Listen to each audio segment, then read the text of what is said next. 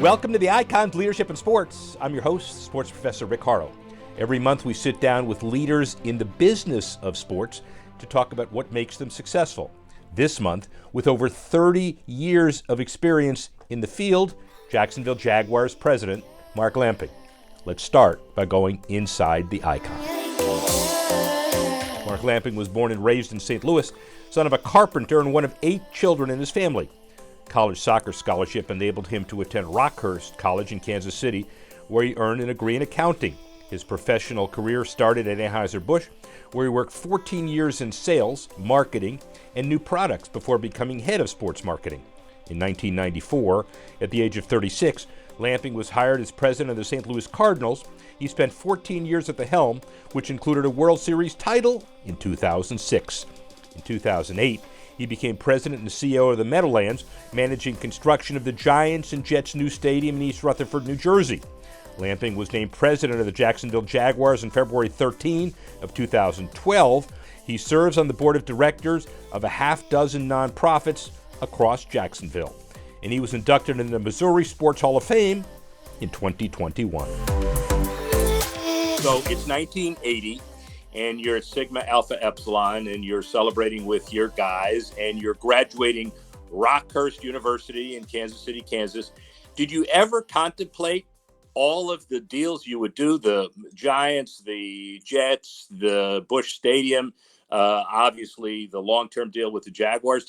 How do you foresee a career track like this?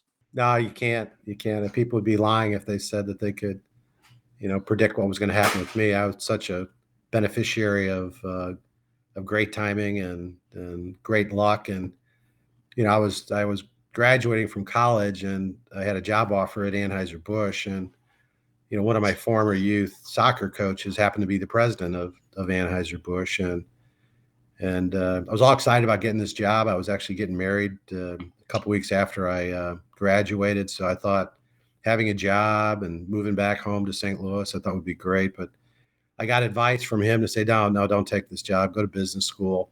And then when you get out of business school, there'll be better opportunities for you. So, I did that. And then I joined Anheuser-Busch and, had a really fortunate career that, led to so many wonderful things.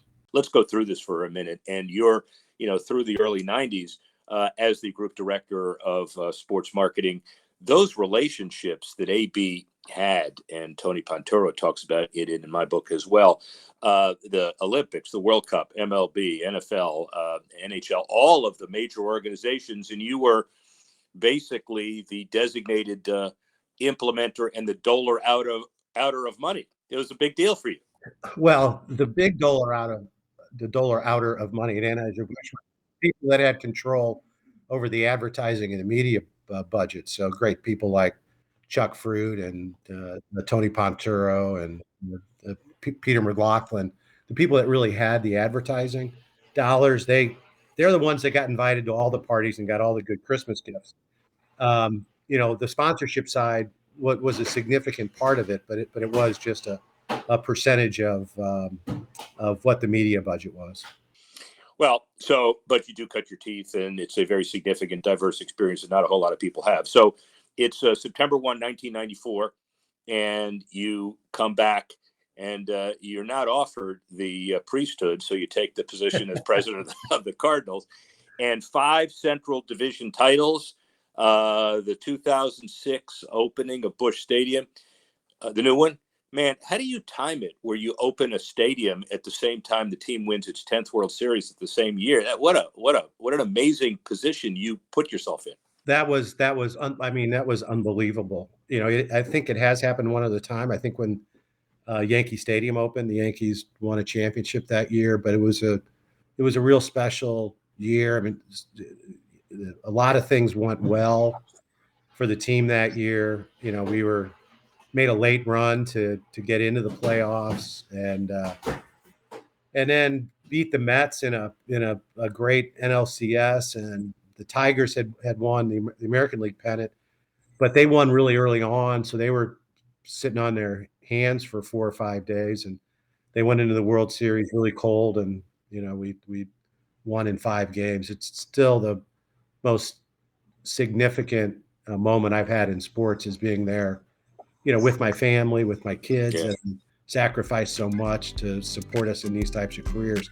And we were all able to celebrate as a family a world championship that, sort of came out of nowhere. People were saying this is going to be a nightmare. The two teams will never get along. And I never had one instance where either one of the teams ever made decisions that weren't in the best interest of their joint investment in the stadium.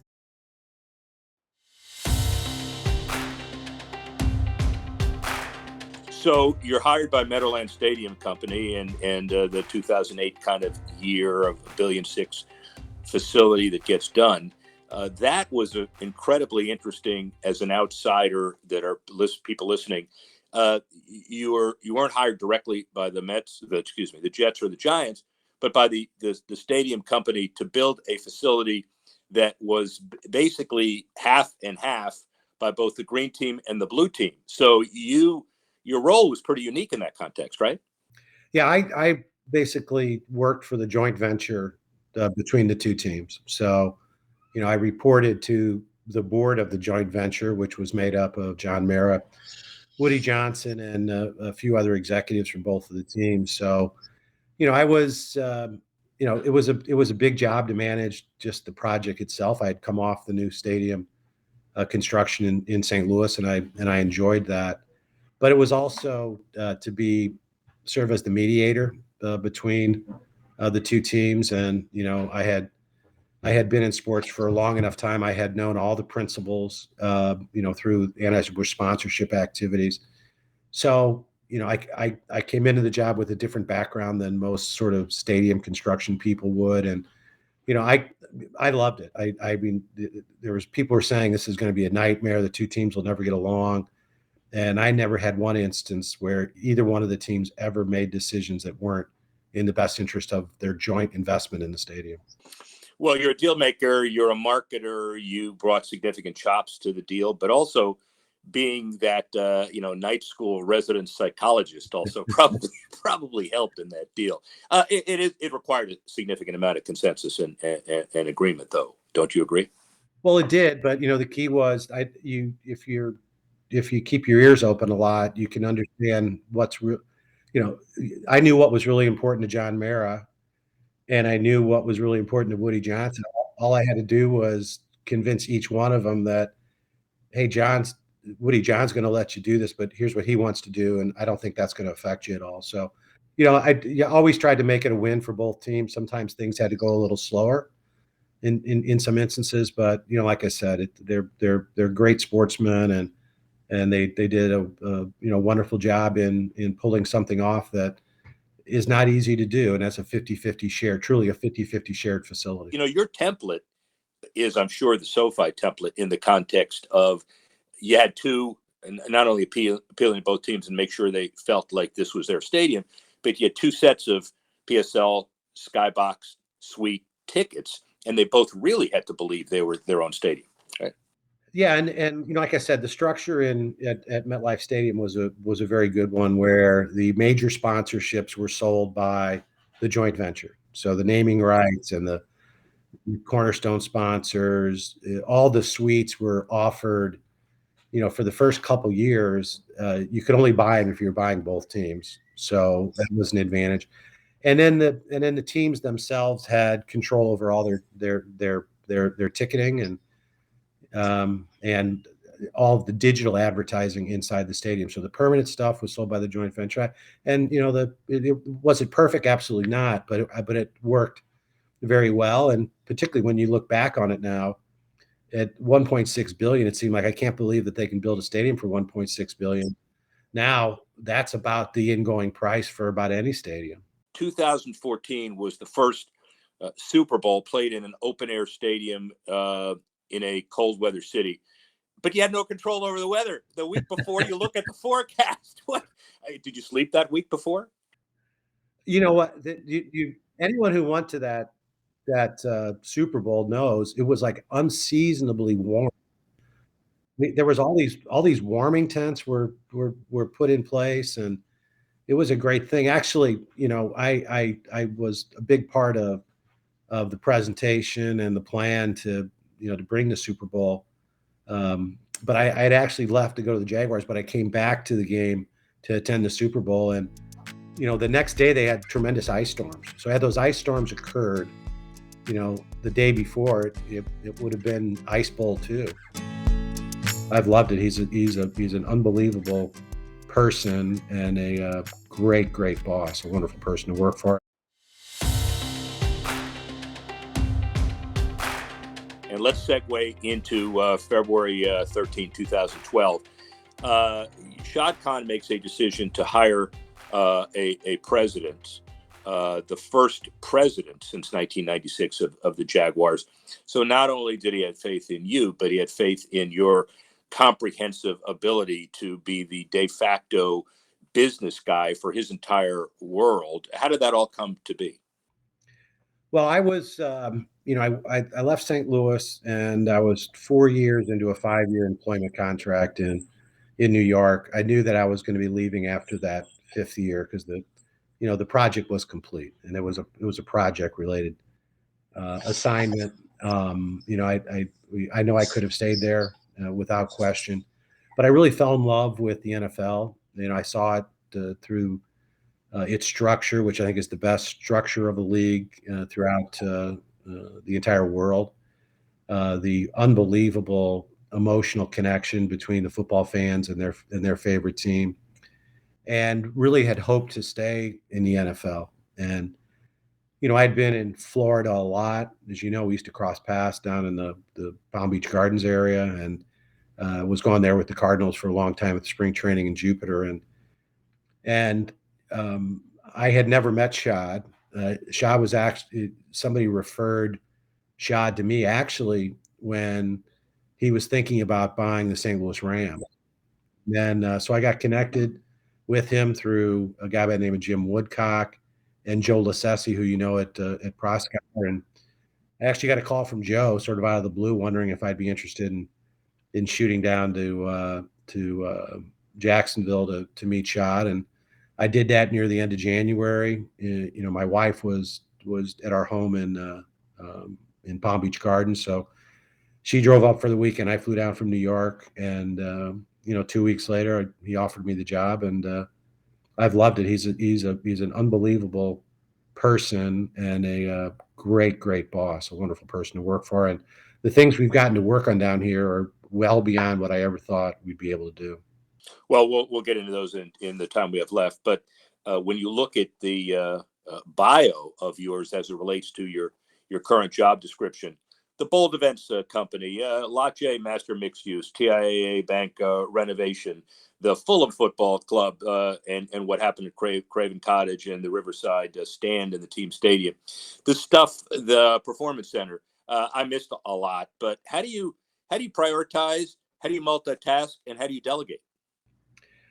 Well, I delegate quite a bit because I've got the opportunity to delegate. I've got an unbelievably strong staff. Most of my direct reports have all been here for 6-7 years, some the full 10 years that I've been here, and I've got great confidence in their ability to accomplish what they're being asked to get done. I tend to focus on the issue of the day, and one day it might be some financial matters involving the Fulham Football Club. The next day it might be a construction issue with our Sports Performance Center. Tomorrow it might be meeting with the city regarding modifications to a redevelopment agreement. We've just acquired some additional property here around the stadium. We're in the midst of a major review of the stadium, pointing towards a major renovation of the stadium.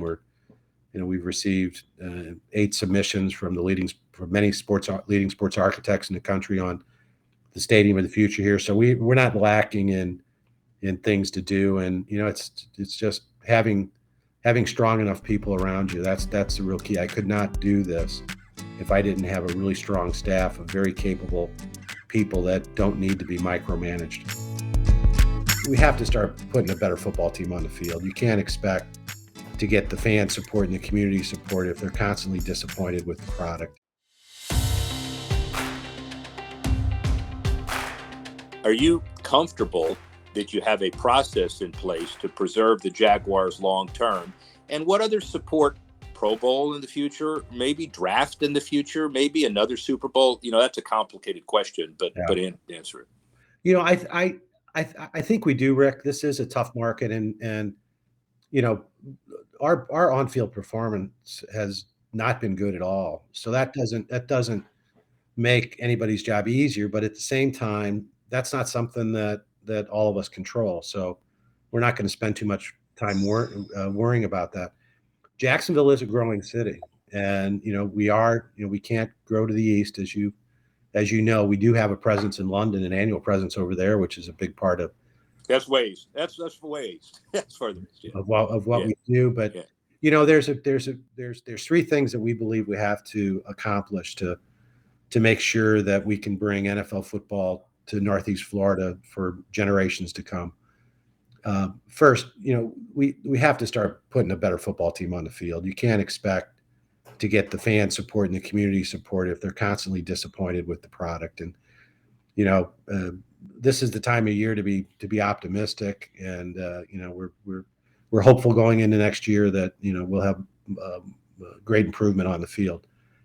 The second thing we have to do is make sure we've got a stadium that can serve the needs of our fans and other stakeholders, for a generation or two to come. So this current stadium won't do that, but we have kicked off a process almost 2 years ago in conjunction with the city of Jacksonville to try to deal with what the long-term stadium solution is. And I'm confident that we'll get there because our interests are very much aligned. And then the third, and maybe the most important, is that downtown Jacksonville has to realize its full potential.